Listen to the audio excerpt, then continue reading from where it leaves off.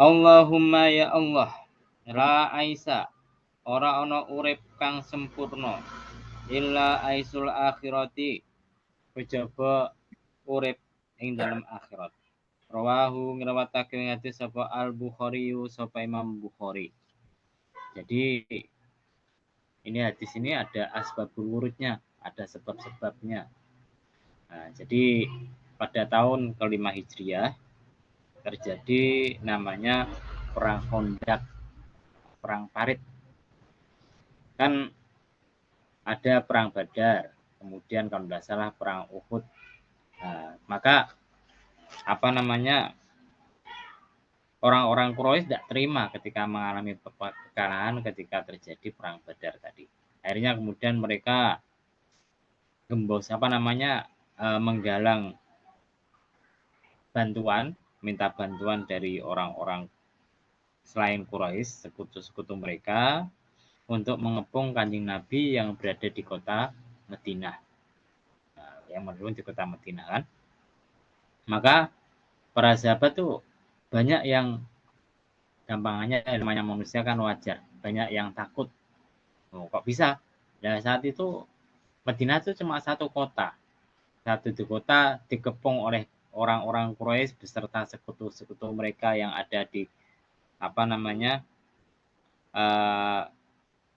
sekitar Mekah Madinah, bahkan dibantu oleh orang-orang Yahudi dari Bani Nadir. Maka akhirnya kemudian ada salah satu sahabat, saya lupa namanya, kalau tidak salah Salman Al-Farisi atau yang saya lupa ya, banyak tidak baca sejarah.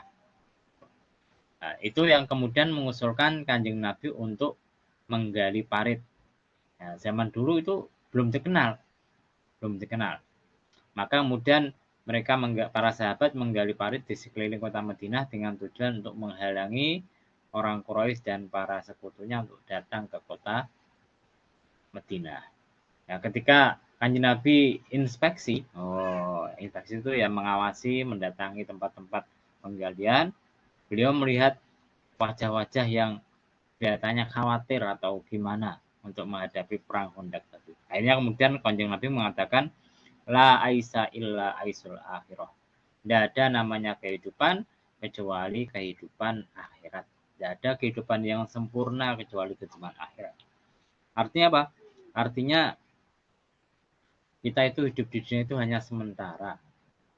Ya, gampangannya kalau kita ikut pada rata-rata umumnya manusia itu 63 sampai 70 itu sudah meninggal. Kalau sudah 63 ke atas itu sudah dapat bonus sebetulnya. Kenapa? Karena nanti biasanya umur 63 ke atas itu orang sudah mulai berubah. Nah, berubah kembali seperti bayi lagi. Kecuali bagi orang-orang yang diberi karunia sama Allah Subhanahu wa taala. Apalagi kalau sudah terkena penyakit semacam stroke, ya toh. Kemudian pikun dan lain sebagainya, wah repot. Maka Kanjeng Nabi mengatakan la aisa illa aisul akhirah. Tidak ada kehidupan yang sempurna kecuali kehidupan di akhirat nanti. Ini tujuannya memberikan semangat kepada orang-orang yang ada di Mekah dan Madinah supaya apa? Supaya tidak takut mati ketika memperjuangkan agama Allah. Cuma kalau kita perhatikan, kalau kita amar ma'ruf nahi munkar ya harus lihat-lihat dulu, tidak semacam ini. Kalau zaman Kanjeng Nabi kan memang komunitas orang Islam ya cuma di Madinah itu, di Madinah. Nah, belum ada komunitas yang lain. Sehingga ketika Kanjeng Nabi memberi semangat la illa aisul akhirah, akhirnya banyak orang-orang yang tergugah untuk membela agama Islam, tergugah untuk membuat parit, bersemangat kembali. Kalau zaman sekarang yang namanya amar ma'ruf nahi munkar itu harus lihat-lihat dulu. Contohnya apa? Contohnya kalau kita amar ma'ruf nahi munkar kok kemudian kita yakin tidak bisa sampai, tidak bisa berubah, ya tidak usah amar ma'ruf nahi munkar. Bukan berarti kita diam saja. Kita harus menggalang sekutu dulu, mencari bantuan dulu sehingga nanti bisa melakukan amar ma'ruf nahi munkar ketika kita sudah kuat Bukan berarti kemudian kalau kita merasa tidak bisa diterima amar ma'ruf nahi munkar kemudian diam saja. Ya jangan diam. Kita bikin organisasi, kita bikin cari sekutu, cari teman-teman, sehingga nanti ketika kita bisa merasa tujuan kita tercapai, barulah kita amar ma'ruf nahi munkar. Jangan sampai kita baru mau amar ma'ruf nahi munkar sudah celaka.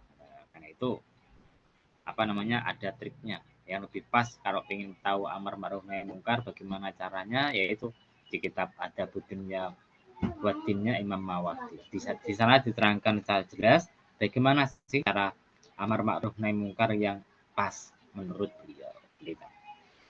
Di sini diriwayatkan oleh Imam Al-Bukhari dari siapa? Dari Sahal bin Sa'id